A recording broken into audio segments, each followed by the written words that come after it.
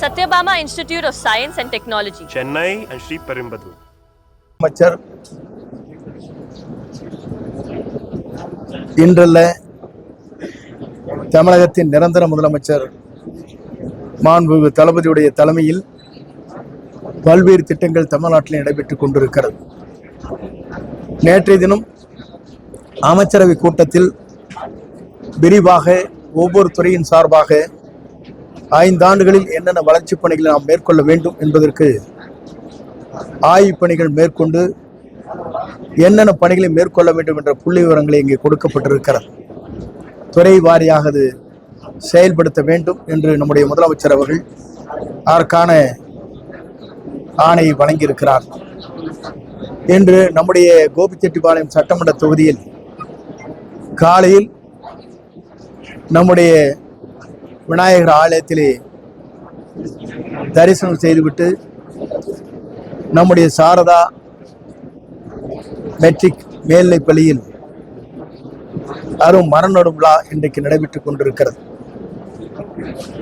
இது ஈசா யோகா மூலமாக தமிழ்நாட்டில் இதுவரையிலும் 13,40,00,000 மரக்கன்றுகள் நட்டப்பட்டிருக்கிறது.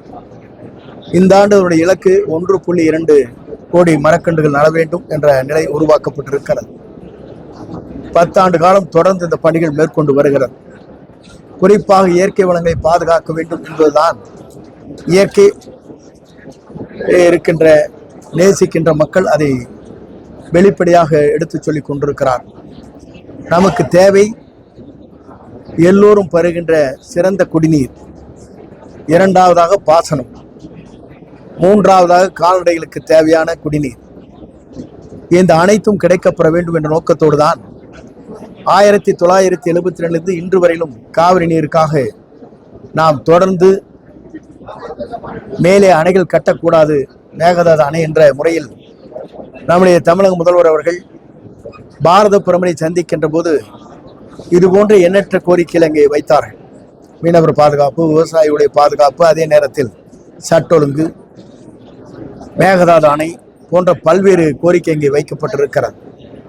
குறிப்பாக நம்முடைய முதலமைச்சருடைய கனவு காவிரிக்கு வருகிற நீரை, ஒரு சொட்டு நீரை கூட கர்நாடக அரசிலிருந்து தவிர்க்கக்கூடாது, அனைத்தும் வழங்கப்பட வேண்டும், அதில் எந்த குறைபாடுகளும் வந்துவிடக்கூடாது என்பதிலே அவர் கவனமாக இருக்கிறார்.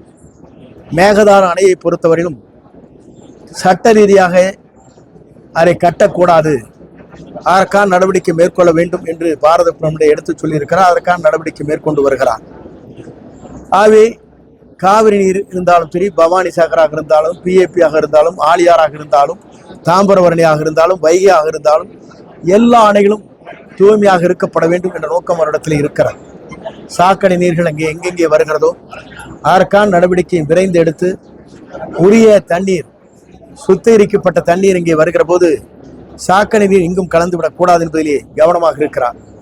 ஏனென்று சொன்னால் இன்றைக்கு 15 ரூபாய் கொடுத்து ஒரு பாட்டில் தண்ணீரை எடுத்து செல்வதை காட்டிலும் எந்த இடத்தில் வேண்டுமானாலும் டேப்பை திருப்பினால் அந்த சுகாதாரமான தண்ணி கிடைக்கப்பட வேண்டும் என்பதுதான் அவருடைய லட்சிய பயணமாக இருக்கிறது. அந்த பயணத்தை பொறுத்தவரையிலும் தமிழ்நாடு வெற்றிகரமாக நிறைவேற்றி காட்டுகிற ஒரு முதலமைச்சராக விளங்கி கொண்டிருக்கிறார் என்பதை இந்த நேரத்தில் தெரிவித்துக் கொள்கிறேன்.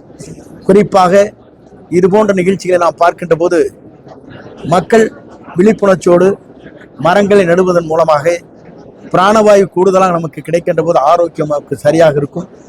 காவிரி நீரை பொறுத்தவரையிலும், பவானி சாகர் அணையை பொறுத்தவரையிலும் வருகின்ற நீரிலே இருக்கின்ற போது 18% இன்றைக்கு புற்றுநோய்கள் ஏற்பட்டிருக்கிறது. அதை தடுக்கின்ற விடமாகத்தான் இந்த நடவடிக்கை மேற்கொள்ளப்பட்டிருக்கிறது.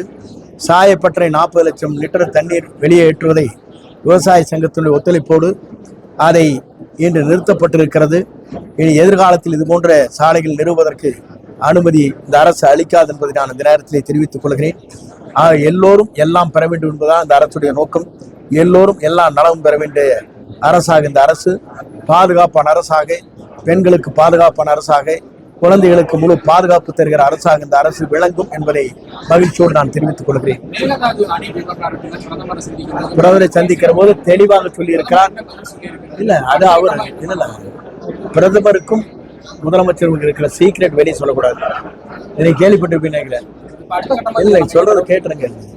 அவங்களுக்குள் பேசுகிற பேச்சுவார்த்தையில் என்னென்ன பேசினார்கள் என்பதை பற்றிலாம் விளக்கக்கூடாது. உங்களுக்கு தெரியாத ஒன்றில் உச்ச நீதிமன்றம் தெளிவாக இருக்கிறது. நாங்களும் அதற்கு முதலமைச்சராகவும் தெளிவாக இருக்கிறார்கள். எந்த காலகட்டத்திலும் மேகதாது அணை கட்டுவதை அவர் சட்ட ரீதியாக சந்திப்பார். Satyabama Institute of Science and Technology. Chennai and Sri Perumbudur.